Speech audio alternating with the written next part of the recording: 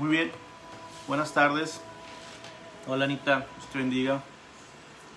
Saludos a la familia. Ya estamos listos para el estudio de hoy, que es el Evangelio de Juan, capítulo 6. Vamos a ver desde el versículo 25 hasta el 59. Es un estudio. Hola Pati, Dios te bendiga. Es un estudio muy exhaustivo. Bueno, digo, no lo voy a hacer exhaustivo, pero para hablar de este tema sí se requiere una previa preparación exhaustiva, porque hay muchas implicaciones espirituales y de interpretación de este pasaje específicamente. Juan 6, 25 hasta el 59, porque es un pasaje muy importante. Pero bueno, toda la Biblia es importante, pero tiene ahí algunas aristas que hay que notar. Saludos, Gaviara, Dios te bendiga. Así que yo les invito a que tengan su Biblia lista, abierta en Juan 6, su libreta para hacer anotaciones. De cualquier forma, ustedes saben que estoy publicando estos videos, se quedan grabados aquí en la página de la Iglesia del Reino. Los pueden volver a reproducir cuando ustedes gusten. Y también en la página, en el canal, de YouTube de la Iglesia El Reino. Ahí pueden encontrar también todos los videos que hemos subido, ¿verdad? Entonces así que ustedes pueden ir tanto a YouTube como a Facebook, van a encontrar los estudios desde el capítulo 1, versículo 1 hasta donde vamos ahorita, que es el 6:25 al 59. Hola Almita, Dios te bendiga, qué bueno que ya estás conectada.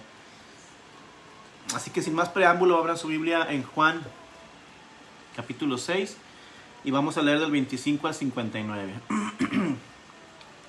Dice: y hallándole al otro lado del mar, le dijeron: Rabí, ¿cuándo llegaste acá? Respondió Jesús y les dijo: de cierto os digo, que me buscáis, no porque habéis visto las señales, sino porque comiste del pan y os saciasteis. Trabajad no por la comida que perece, sino por la comida que a vida eterna permanece, la cual el Hijo del Hombre os dará, porque a este señaló Dios el Padre. Entonces le dijeron: ¿qué debemos hacer para poner en práctica las obras de Dios? Respondió Jesús y les dijo: esta es la obra de Dios, que creáis en el que me ha enviado. Le dijeron entonces: ¿qué señal pues haces tú para que veamos y te creamos? ¿Qué obra haces? Nuestros padres comieron el maná en el desierto, como está escrito: pan del cielo les dio a comer. Y Jesús les dijo: de cierto os digo, no os dio Moisés el pan del cielo, mas mi Padre os dará el verdadero pan del cielo. Porque el pan de Dios es aquel que descendió del cielo y da vida al mundo. Le dijeron: Señor, danos siempre este pan. Jesús les dijo: yo soy el pan de vida. El que en mí viene nunca tendrá hambre, y el que en mí cree no tendrá sed jamás. Mas os he dicho que aunque me habéis visto, no creéis. Todo lo que el Padre me da vendrá a mí, y el que en mí viene no le he hecho fuera. Porque he descendido del cielo, no para hacer mi voluntad, sino la voluntad del que me envió. Y esta es la voluntad del Padre, el que me envió, que de todo lo que me diere, no pierda yo nada, sino que lo resucite en el día postrero. Y esta es la voluntad del que me ha enviado, que todo aquel que ve al Hijo y cree en Él, tenga vida eterna, y yo lo resucitaré en el día postrero. Murmuraban entonces de él los judíos, porque había dicho: yo soy el pan de vida que descendió del cielo. Y decían: ¿no es este Jesús, el hijo de José, cuyo padre y madre nosotros conocemos? ¿Cómo pues dice este: del cielo he descendido? Jesús respondió y les dijo: no murmuréis entre vosotros. Ninguno puede venir a mí si el Padre que me envió no le trajere, y yo le resucitaré en el día postrero. Escrito está en los profetas: y serán todos enseñados por Dios. Así que todo aquel que oyó al Padre y aprendió de él, viene a mí. No que alguno haya visto al Padre, sino que el que vino de Dios, éste ha visto al Padre. De cierto os digo, el que cree en mí tiene vida eterna. Yo soy el pan de vida. Vuestros padres comieron el maná en el desierto y murieron. Este es el pan que desciende del cielo, para que el que de él come no muera. Yo soy el pan vivo que descendió del cielo. Si alguno comiere de este pan, vivirá para siempre. Y el pan que yo les daré es mi carne, la cual yo daré por la vida del mundo. Entonces los judíos contendían entre sí diciendo: ¿Cómo puede éste darnos a comer su carne? Jesús les dijo: de cierto os digo, si no coméis la carne del Hijo del Hombre y bebéis su sangre, no tenéis vida eterna en vosotros. El que come mi carne y bebe mi sangre tiene vida eterna, y yo le resucitaré en el día postrero, porque mi carne es verdadera comida y mi sangre es verdadera bebida. El que come mi carne y bebe mi sangre en mí permanece y yo en él. Como me envió el Padre viviente y yo vivo por el Padre, asimismo el que me come, él también vivirá por mí. Este es el pan que descendió del cielo. No como vuestros padres comieron el maná y murieron. El que come de este pan vivirá eternamente. Estas cosas dijo en la sinagoga, enseñando en Capernaum. Saludos a la hermana Guillermina. Saludos a Carlos Martínez.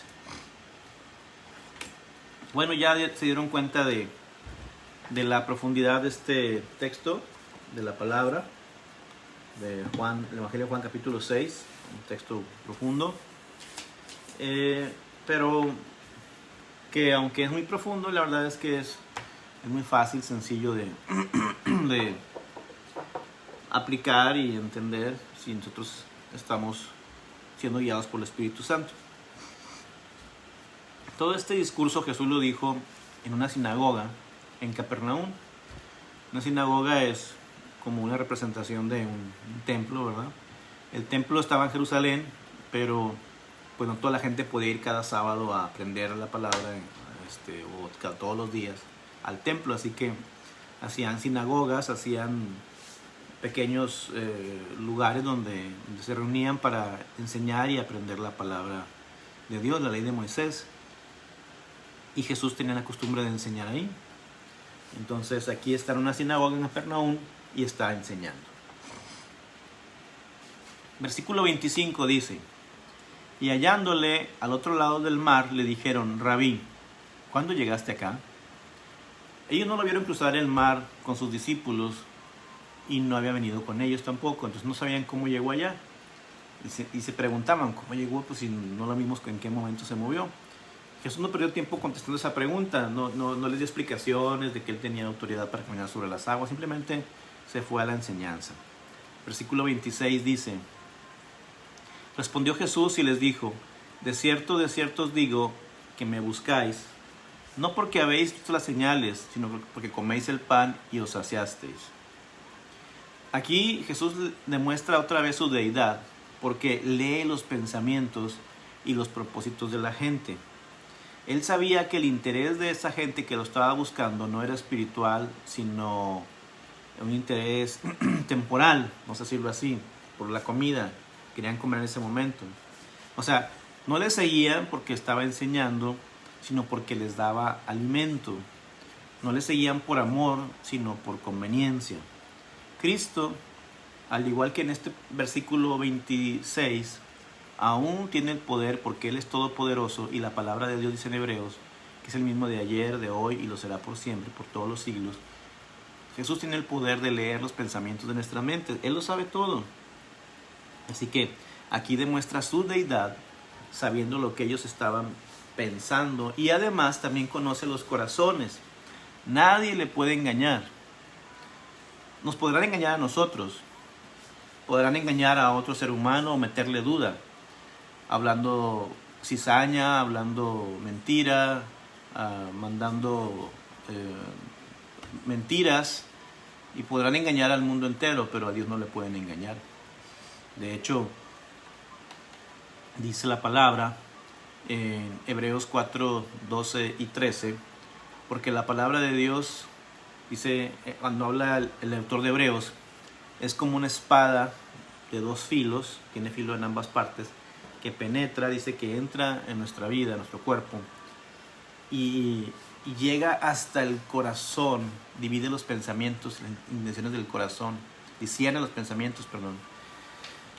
Entonces la palabra de Dios sabe lo que tú piensas. Jesús sabe lo que tú piensas. El 4:13 dice, porque no hay cosa creada que no haya de ser manifiesta. Antes bien todas las cosas están desnudas y abiertas ante los ojos de aquel a quien tenemos que dar cuenta. O sea, Jesús sabe todo lo que hay en nuestra vida, en nuestro corazón, las intenciones reales, y un día saldrán a la luz. Versículo 27 dice, trabajad no por la comida que perece, sino por la comida que a vida eterna permanece, la cual el Hijo del Hombre os dará, porque a este señaló Dios el Padre. Aunque la comida tiene valor y tenemos que trabajar por ella, aquí en el norte decimos, andamos tras la chuleta, ¿no? O el chivo, así le dice la raza, ¿no? La gente, ¿no? Pero tiene más valor la comida espiritual que la comida física.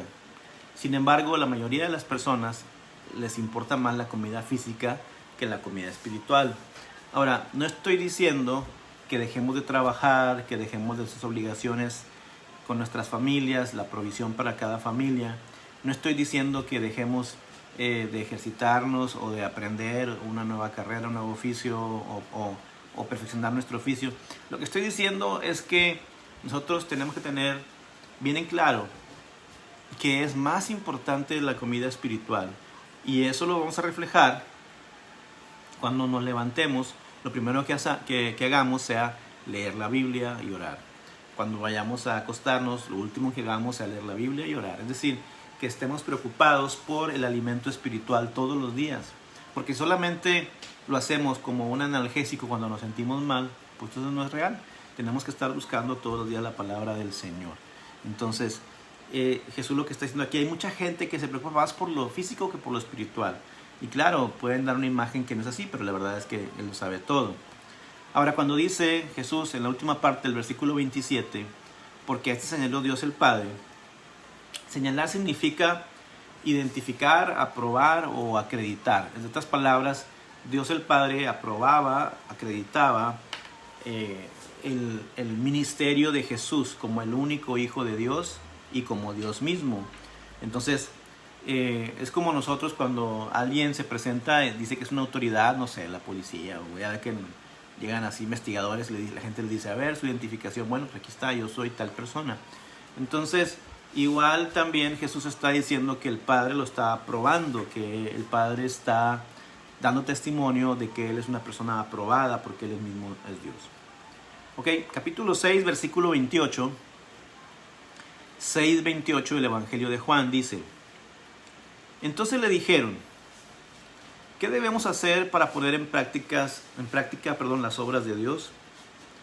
Esta pregunta se me asemeja mucho a la pregunta que le hizo el joven rico a Jesús en Mateo 19:16, cuando le pregunta el joven rico a Jesús, Maestro bueno, ¿qué haré para heredar la vida eterna? O sea, es una pregunta válida, ¿no? O sea, ¿qué puedo hacer para heredar la vida eterna? Ellos le preguntaron, ¿qué debemos hacer para poner en práctica la obra de Dios?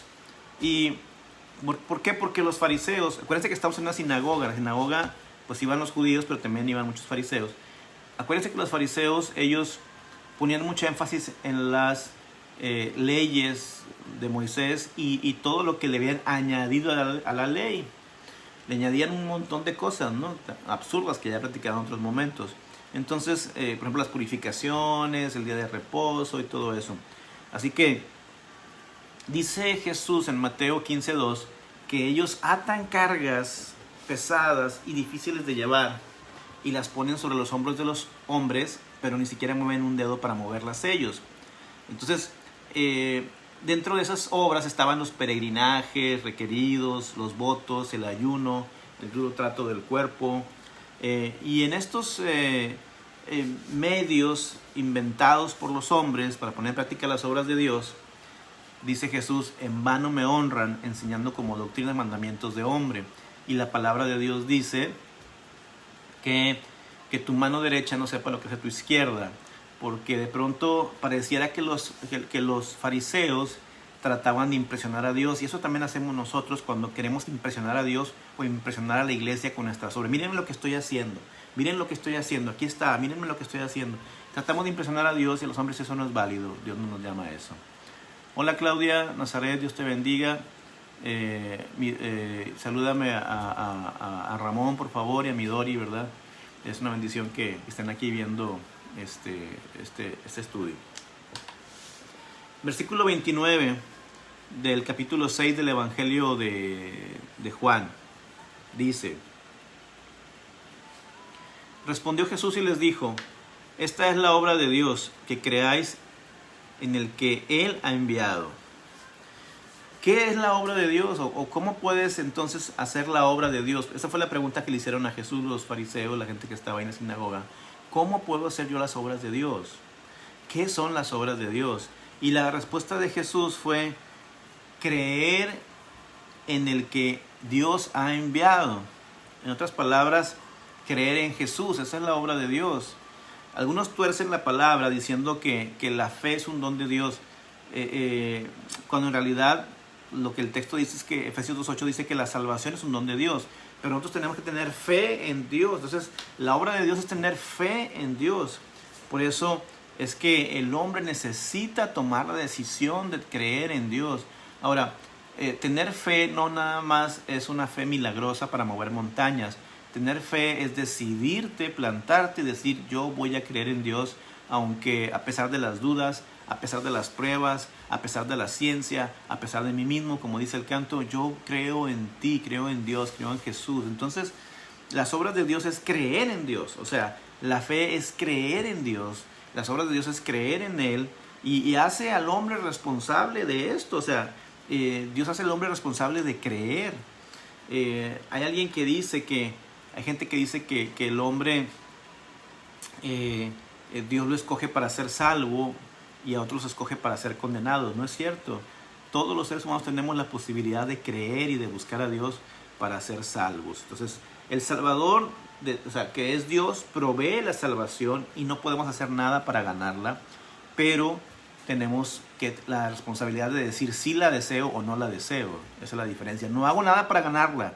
No es que yo me esfuerce para ganarla. No. Es recibirla. Yo sí quiero recibir la salvación de Dios o no quiero recibir la salvación de Dios. Versículo 30 dice, el capítulo 6 del Evangelio de Juan: le dijeron entonces: ¿qué señal pues haces tú para que veamos y te creamos? ¿Qué obra haces? Fíjese qué pregunta tan absurda que hacen aquí estas personas. Había gente que estaba ahí que seguía a Jesús. Empezamos este estudio diciendo que había gente que estaba siguiendo a Jesús. ¿Y por qué lo seguían? ¿Por qué dijimos que lo seguían? Porque les daba de comer, les daba alimento. Jesús les dijo: ustedes me siguen porque les doy alimento. Y luego le preguntan: ¿qué señal haces para creerte? Un solo día antes de esta pregunta, Jesús había multiplicado 5 panes y 2 peces. Y con esos 5 panes y 2 peces alimentó a más de 5,000 hombres, que llegaría como a 15,000 personas, contando mujeres y niños, 15,000 personas. Entonces, ¿cómo es el hombre, cómo es tan ingrato, tan olvidadizo, tan malagradecido, tan tremendo, tan perverso? Porque Jesús acababa de hacer la multiplicación del alimento y alimentó a más de 5,000 hombres, que quiere decir que como 15,000 personas fueron alimentadas con 5 panes y 2 peces. Y todavía de que un día después se había hecho la multiplicación milagrosa del alimento, le preguntan: ¿qué obra haces? O sea, ¿no se fijan qué incongruencia? Acababan de ver la multiplicación y luego le preguntan: ¿qué obra haces? ¿Por qué? Porque los hombres siempre demandan señal. Quieren señal tras señal para poder creer. Nunca el hombre y la mujer, bueno, el hombre en general, cuando digo hombre me refiero a la humanidad, nunca se satisface de creer en Dios.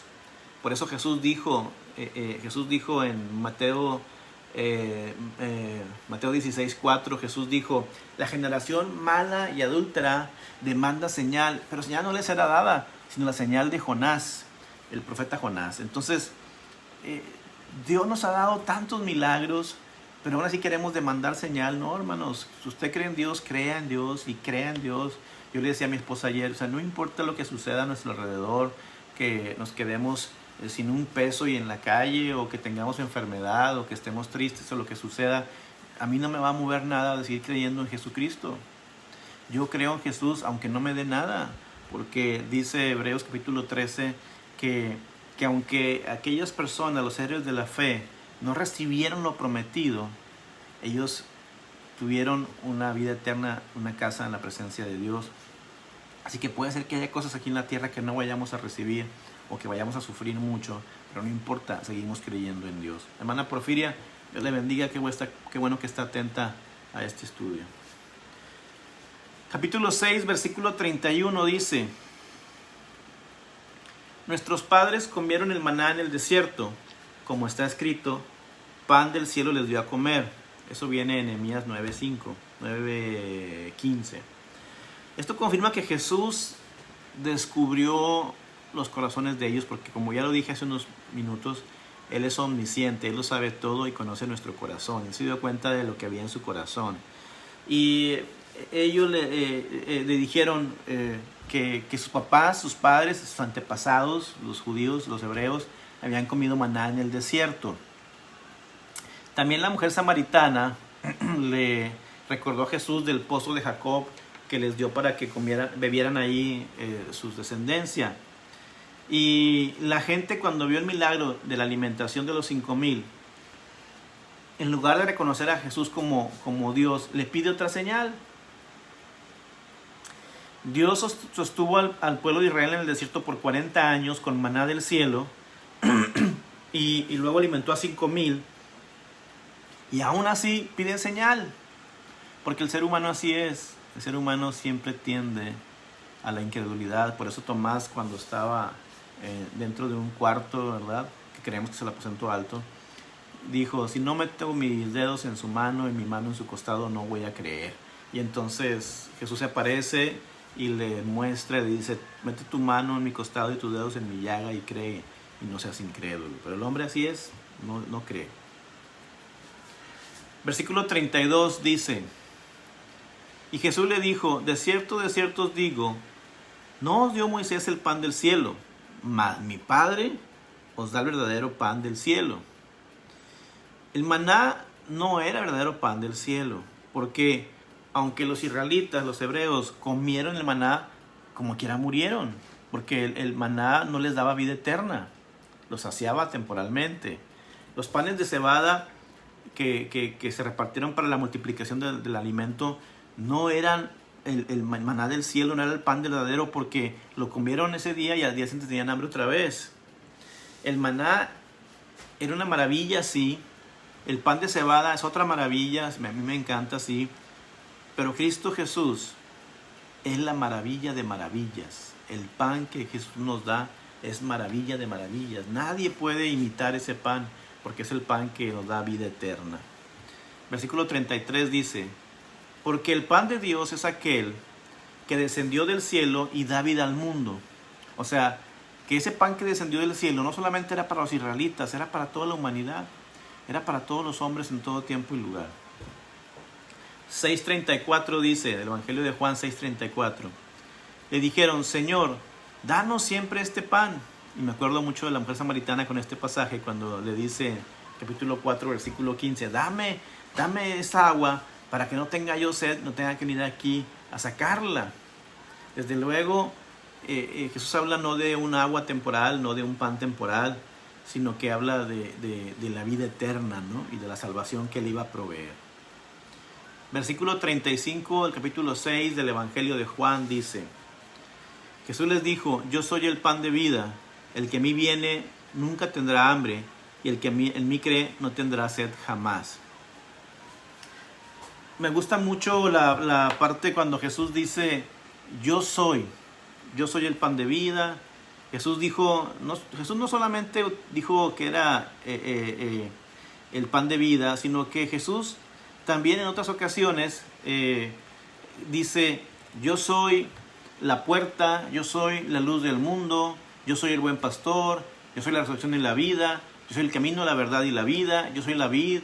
En fin, Jesús utilizaba mucha esa forma de decir yo soy, ¿no? Y nos da una lección importante de que Él siempre está presente en nosotros, ¿no? Entonces, me gusta mucho esa forma en que Jesús expresa yo soy, ¿verdad? Luego dice, Versículo 36, el capítulo 6 del Evangelio de Juan. Dice, mas os he dicho que aunque me habéis visto, no creéis, dice el versículo 36. Es decir, aunque has visto mis señales, como la multiplicación del pan, no crees.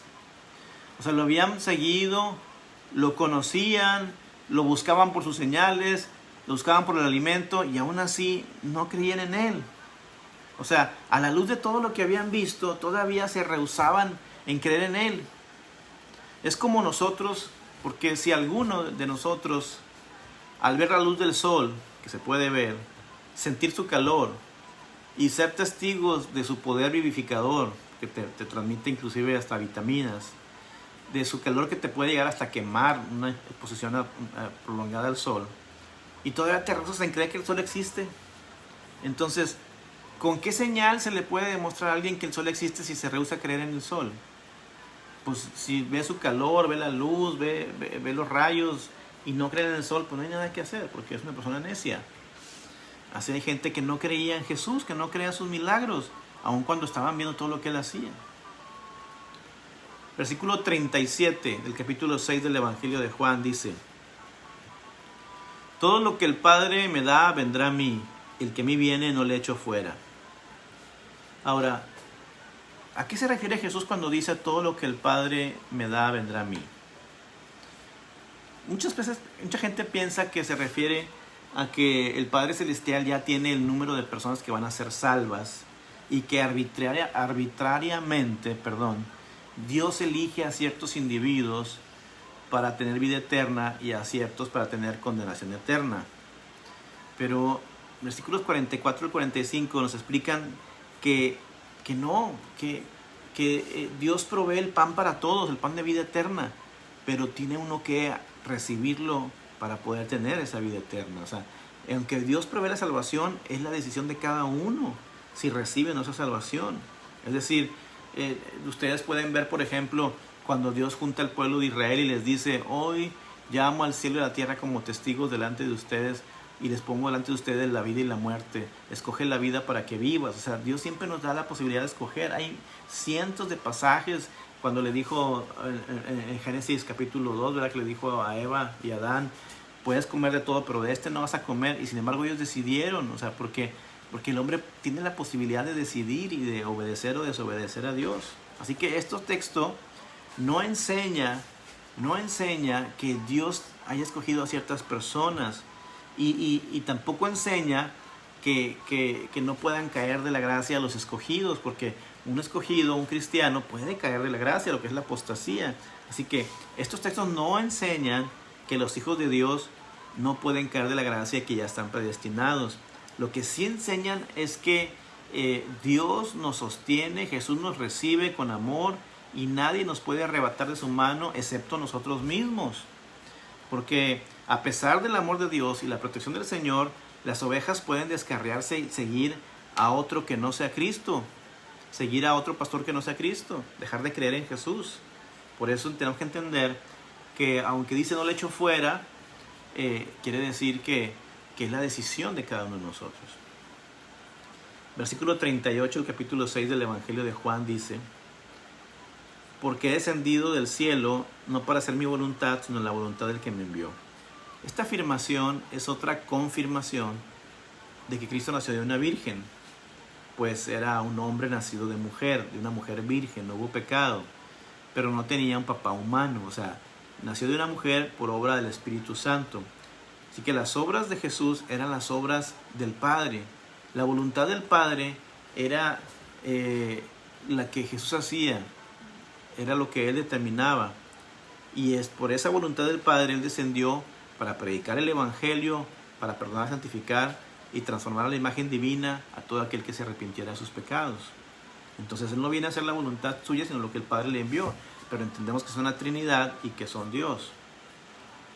Versículo 39 dice, y esta es la voluntad del Padre, el que me envió, que de todo lo que me diere no pierda yo nada, sino que lo resucite. Todos los que venimos a Cristo todos los que nos convertimos a Cristo, todos los que recibimos la salvación, aceptamos la salvación de Jesús, Cristo nos acoge, nos recibe y nos protege, y nada nos puede librar, nadie nos puede, arrebatar de su mano. Nada, nadie. Ni el diablo, ni ninguna prueba o lucha. Pero nosotros sí podemos decidir separarnos de esa relación. Porque la salvación no es una cosa. No es que yo te diga, ten la salvación, te la regalo, guárdala, aquí tengo la salvación. Ay, se me perdió, ¿dónde quedó? No. La salvación no es un objeto, la salvación es una relación. Así que podemos nosotros recibir la salvación por fe, creerla y aceptar la salvación por fe de Jesús, pero esa salvación depende de nuestra relación con Dios. Pareciera algo frustrante o contradictorio, pero tenemos que permanecer y esforzarnos en la gracia, aunque parece contradictorio, porque Jesús nos da la salvación gratuitamente, pero hay que permanecer en relación con Jesús para tener la salvación. Versículo 40 dice: y esta es la voluntad del que me ha enviado, que todo aquel que ve al Hijo y cree en Él tenga vida eterna, y yo lo resucitaré en el día postrero. En el versículo 54 más adelante voy a aclarar un poquito más esto, pero en los dos textos, en el 40 y en el 54, ese mismo capítulo, habla de la resurrección y la vida eterna. Aquí en 6:40 dice que esta bendición es para todo aquel que cree en Jesucristo. En el 54 dice que la misma bendición es para el que come su carne y bebe su sangre. Por eso, comer su carne y beber su sangre quiere decir creer en Jesús. No está diciendo comer el vino, tomar el vino y comer la hostia, no. Aquí lo que está diciendo, si lo relacionamos, versículo 40 y 54, debemos de unir estos dos versículos, 40 y 54 debemos de unirlos, porque dice: y esta es la voluntad del que me ha enviado, que todo aquel que ve al Hijo y cree en Él tenga vida eterna, y yo le resucitaré en el día postrero. Aquí habla de creer en Jesús. Y en el 54 dice que coma su carne y beba su sangre. Entonces lo que está diciendo aquí, que beber su sangre y comer su cuerpo, significa creer y obedecer el Evangelio. Eso es lo que significa. Ahorita como quiera la vamos a volver a ver. Versículos 41 y 42 dice: murmuraban entonces de él los judíos, porque había dicho: yo soy el pan que descendió del cielo, y decían: ¿no es este Jesús el hijo de José, cuyo padre y madre nosotros conocemos? ¿Cómo pues dice este: del cielo he descendido? Ellos conocían a Jesús desde pequeño y se escandalizaron porque Jesús dijo que había descendido del cielo, y por eso además decía que era mayor que Moisés, los profetas, sacerdotes y reyes de Israel, etc. Él era mayor que todos, y lo era, incluso que Abraham. Así que creían que ellos podían refutar a Jesús porque habían conocido su familia y su niñez. Pero no es esto lo que Jesús está hablando de su crecimiento físico. Él habla de su divinidad, de su deidad, de que Él es Dios y siempre ha existido como Dios porque es eterno. Entonces ellos murmuraban, decían: ¿cómo dice Él que es Dios? Pues si lo conocemos desde niño, ¿no? Versículos 43 y 44, el capítulo 6 del Evangelio de Juan dice: Jesús respondió y les dijo: no murmuréis entre vosotros, ninguno puede venir a mí si el Padre que me envió no le trajere. Hola, hermana Emilia, Dios le bendiga. Trajere tiene que ver con arrastrar, como una red que echas al mar y luego la jalas y la arrastras. Así que, aunque les había dado panes y peces, no querían reconocer que el carpintero de Nazaret era el pan que descendió del cielo. Por eso no fueron traídos a Cristo por el Padre, sino que tenían que pasar por un proceso de arrepentimiento para poder recibir a Jesucristo. Versículo 45 dice: escrito está en los profetas, y serán todos enseñados por Dios. Así que todo aquel que oyó al Padre y aprendió de Él viene a mí. Escrito está en los profetas, y serán todos... Bueno, la expresión aquí, nos coloca en modo alguno entendiendo que nosotros tenemos que aprender de Dios, y que Dios es el responsable de la salvación del hombre, pero de proveerla, y el hombre responsable de aceptarla. Es decir, Dios enseña, pero tenemos que querer escucharla y recibirla. Así que la sencilla verdad de la gente que dice que la salvación no se pierde, pues está equivocada, porque el hombre tiene que aceptarla y permanecer en ella. Versículo 46, capítulo 6 de Juan, dice: no que alguno haya visto al Padre, sino aquel que vino de Dios, este ha visto al Padre. Es decir, al ver a Cristo, vemos al Padre. De hecho, en Juan 14, no recuerdo el versículo, creo que es el 9, por ahí, Felipe le pregunta a Jesús: oye Jesús, pues muéstranos al Padre y te creemos. Pero Jesús es la única manera visible del Padre. Jesús representa al Padre. Y de hecho Juan 14:6 dice: yo soy el camino, la verdad y la vida, y nadie viene al Padre si no es por mí. Él es el camino al Padre. O sea que la única forma de conocer al Padre es a través de Jesús. Por eso Efesios 2:18 dice: por medio de Él tenemos entrada al Padre. Entonces Jesús es el Padre y es la manera de entrar al Padre. En ese sentido, ellos tenían que entender que nadie podía ver al Padre más que Jesús, y Jesús mismo enseñaba al Padre. Versículo 47 dice: de cierto os digo, el que cree en mí tiene vida eterna. El creer en Jesús equivale a recibirlo como el pan de vida, el pan que descendió del cielo. Pero otra vez insisto, no, Jesús no dice el que escoja a mi Padre, es el que cree en mi Padre, el que cree en mí, perdón. Es decir, no que Dios los escoja, sino que el que cree es el que tiene vida eterna.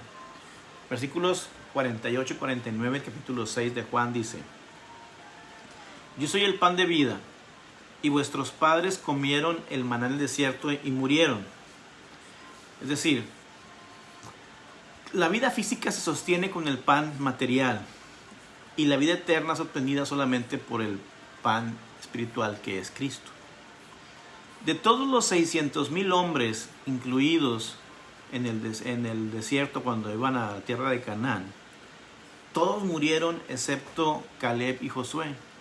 Así pues, aunque el maná viene directamente del cielo, solamente les dio vida física, porque se comieron el maná, murieron. Dice Josué 5:12 que cuando los israelitas cruzaron el río Jordán y llegaron a Gilgal, el maná cesó al día siguiente. Es decir, que ya no hubo más maná del cielo. Así que todos se comieron el maná, murieron, excepto Caleb y Josué. Y eso quiere decir que el pan material no nos puede dar una salvación eterna. El acumular riquezas, acumular cosas no nos da una vida eterna. Es el maná, es el pan del cielo, ¿verdad? Versículo 50 dice: este es el pan que descendió del cielo, para que el que de él come no muera. O sea, Cristo es el pan sobrenatural, el alimento del alma. Es el pan que no es físico sino espiritual, el que da vida eterna. El que come de este pan no muere, muere físicamente, pero no muere espiritualmente, sino que vive para siempre con Dios, eternamente. Versículo 51 dice: yo soy el pan vivo que descendió del cielo. Si alguno comiere de este pan, vivirá para siempre. Y el pan que yo le daré es mi carne, la cual yo daré por la vida del mundo. Aquí no se refiere a comer, insisto, la hostia y el vino. Se refiere a su sacrificio. Es decir, el que no acepta el sacrificio de Jesús no tendrá vida eterna. A eso se refiere. En esto vemos que el comer el pan no es decir voy a ir a que alguien me lo ministre, sino es: yo creo que Jesús murió por mí. Yo creo que su sangre fue derramada para perdón de mis pecados. Yo creo que su cuerpo fue sacrificado para el perdón de mis pecados. Así que Jesús está diciendo que su muerte es la expiación, la redención por nuestros pecados. Así que tenemos que entender que Jesús nos da la vida eterna a través de su sacrificio. Y no es un ritual que tenga que repetirse, porque ya lo hizo una vez, no lo tiene que hacer otra vez. Ya lo hizo una vez y es suficiente para salvar a todo hombre en todo tiempo y lugar.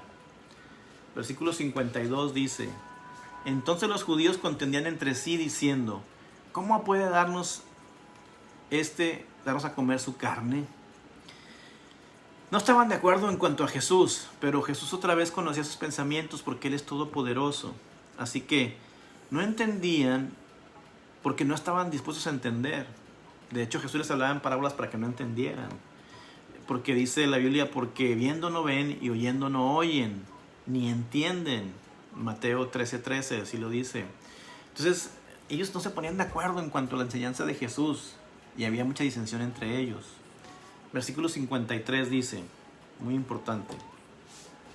Jesús les dijo, de cierto os digo, si no coméis la carne del Hijo del Hombre y no bebéis su sangre, no tenéis vida en vosotros. Jesús vio que no había en ellos seriedad, sino que solamente estaban criticándolo. Por eso, en lugar de explicar la figura de lo que es comer y beber su carne y su sangre, la hace aún más fuerte, más gráfica. Jesús no contestó la pregunta, sino que enfatizó la necesidad de comer su cuerpo y beber su sangre. La palabra sangre recalca el pensamiento de su muerte y el poder vivificador que su sangre trae para nosotros. En el sacrificio de Jesús está la vida espiritual para toda la humanidad. Entonces, ya en ese tiempo, ahora quiero que entiendan algo, porque de repente hay gente que ha dicho que Jesús dice en Mateo 6:53, comer su sangre, comer su carne y beber su sangre significa la Santa Cena. No es cierto. Quiero que ustedes entiendan que Jesús es el Cordero de Dios que quita el pecado del mundo. Eso lo dice Juan en el capítulo 1, Juan el Bautista. He aquí el Cordero de Dios que quita el pecado del mundo. Entonces mucha gente dice, no, es que comer su cuerpo y beber su sangre es la Eucaristía, es la Santa Cena. No es cierto, hermano, no es eso. ¿Por qué? Jesús estaba hablando en parábolas y aparte estaba hablando de lo que acontecía allí en su alrededor. En ese tiempo se acercaba la fiesta de la Pascua, donde los judíos recordaban la salida de Egipto con un cordero que era sacrificado, y se comían al cordero y la sangre le embarraban en los linteles los postes del marco de la puerta, ¿no? Entonces, en esa Pascua de Egipto fue ofrecido un cordero para que el ángel de la muerte, para que la muerte no llegara a los primogénitos. Entonces, Jesús es el Cordero de Dios que quita el pecado del mundo. Es decir, la Pascua ya no tenía más significado más que simbólico, porque ahora Jesús es el Cordero que quita el pecado del mundo. Así que Jesús les está diciendo, haciendo alusión a la fiesta de la Pascua, que tienen que comer su carne y beber su sangre, pero está haciendo alusión a la fiesta de la Pascua, de cómo los judíos comían un cordero en alusión al perdón de los pecados, al perdón de los primogénitos. Eso es lo que está diciendo. A ese sacrificio se refiere Jesús y a la necesidad de que aprovechemos ese sacrificio para ser salvos. Jesús emplea esta figura para impresionar a la mente de los oyentes, porque esto lo iban a recordar por años. Fíjate lo que dijo Jesús. El lenguaje de Cristo quedaría fijo en la mente de la gente por causa de ser un lenguaje impresionante, ¿no? Y tiene un simbolismo que sigue hasta el día de hoy vigente en nosotros. Así que, de hecho, podemos encontrar en Apocalipsis muchos simbolismos que nos quedan, nos impactan, como los gigantes del Apocalipsis, etc. Y así también el beber su sangre y comer su carne es un simbolismo haciendo referencia a la Pascua y a la necesidad de que Jesús nos perdone a través de su redención, no a que repitamos y comamos el cuerpo de Cristo. Eso no es cierto, hermanos. Y esto lo dice el versículo 54. El 54 dice, el que come mi carne y bebe mi sangre tiene vida eterna, y yo le resucitaré en el día postrero. Ahora, recuérdense lo que dice el versículo 40 que leí ahorita.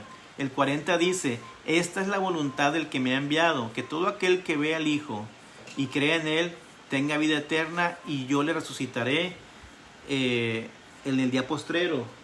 Entonces, en el 54 hace la misma promesa. El que coma mi carne y beba mi sangre, yo le resucitaré en el día postrero. Es decir, por lo tanto, tenemos que concluir que el comer su carne y beber su sangre equivalen a venir a Cristo y creer en Él. Es decir, aceptar y obedecer el Evangelio. Porque el resultado del versículo 40 y el resultado del versículo 54 es el mismo: resucitar en el día postrero. Entonces, Él está hablando de obedecer para resucitar, no de hacer un acto de sacrificio cada que nos reunamos. Versículo 55 dice, Porque mi carne es verdadera comida y mi sangre es verdadera bebida. En esto Cristo habla de sí mismo como un sacrificio para expiación de los pecados de todo el mundo. Y para recibir este beneficio es necesario que obedezcamos de corazón el Evangelio y nos reconciliemos con Dios a través de Jesús. Tener comunión con Dios y cada vez transformarnos más a su imagen y semejanza. Versículo 56, una vez más: el que come mi carne y bebe mi sangre, en mí permanece y yo en él. La palabra permanece es un término clave para entender el texto que estamos leyendo. El comer la carne y beber la sangre de Cristo significa recibir los sacrificios de la muerte de Jesús por medio de la obediencia del Evangelio y estar unidos a Él espiritualmente y tener comunión con Él. Esto es más que una membresía, más que un ritual, más que una liturgia o más que asistir los domingos a una iglesia. Esto es comunión diaria con Dios, es decir, estar todos los días apegados al Señor. Eso significa comer y beber su sangre.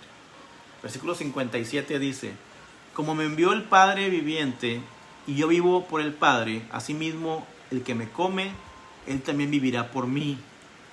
Cristo nos hace partícipes de la vida verdadera que procede del Padre, la vida eterna. Por eso Jesús le dijo a Marta en San Juan 11:25: yo soy la resurrección y la vida. El que cree en mí, aunque esté muerto, vivirá. Y todo aquel que viviere y crea en mí, no morirá eternamente. Porque yo vivo, ustedes también viviréis. Entonces, tenemos que creer que el que come la carne y la sangre del Señor es obedecer su palabra y tener relación, comunión con Él. Versículo 58 dice: este es el pan que descendió del cielo, no como vuestros padres comieron el maná y murieron. El que come de este pan vivirá eternamente. Una vez más se refiere aquí a los hebreos, a los judíos que estaban en el desierto y que murieron. La palabra murieron es un punto clave. Ellos comieron ese pan, el maná, y murieron. Por eso no era pan verdadero, pero Jesús es el pan verdadero que te da vida eterna. Versículo 59 dice: y estas cosas dijo en la sinagoga, enseñando en Capernaum. Aparentemente esa sinagoga había sido construida por un centurión romano, de Lucas 7, 1 al 5. Y ahí Jesús tenía la costumbre de ir y enseñar la palabra de Dios en las sinagogas. Y qué bueno que podemos seguir enseñando la palabra de Dios, no solamente en los templos, sino también en las casas y ahora hasta por internet debido a esta contingencia. Me da gusto que haya estado con nosotros en este estudio. Le voy a pedir que más tarde, más noche o mañana lo vuelva a poner otra vez, por si dije algo muy rápido, no me entendió, o si de plano no me expliqué correctamente. Así que véalo las veces que necesite verlas para que pueda usted llegar a la enseñanza de este día. Y ore para que mi explicación ha sido correcta, no le confunda más. Si tiene dudas, pregúnteme. Igual se lo puedo enviar por correo electrónico el estudio para que lo pueda leer más fácilmente y meditar en él. Así que oremos. Señor, te damos gracias por esta oportunidad de leer tu palabra y aprender de ella. Bendícela, Señor, para que nos des revelación a través del Espíritu Santo. En el nombre de Jesús, amén. Dios les bendiga, hermanos. Nos vemos el domingo 11 de la mañana en la transmisión del culto de la iglesia El Reino. Una iglesia que sigue creciendo y sigue en poder. Una iglesia que experimenta un avivamiento con la ayuda del Señor. Así que acuerden también que iglesia no es un lugar al que tú asistes, es una familia a la que perteneces. Y aunque anden por ahí, se puedan interpretar mal, yo sí quiero un templo, un día tendremos un templo, pero el templo no me da identidad, me da identidad mi familia a la que pertenezco, y esa familia es el reino, viva, fuerte y santa para gloria y honra del Señor. Dios les bendiga, hermanos, estamos despedidos.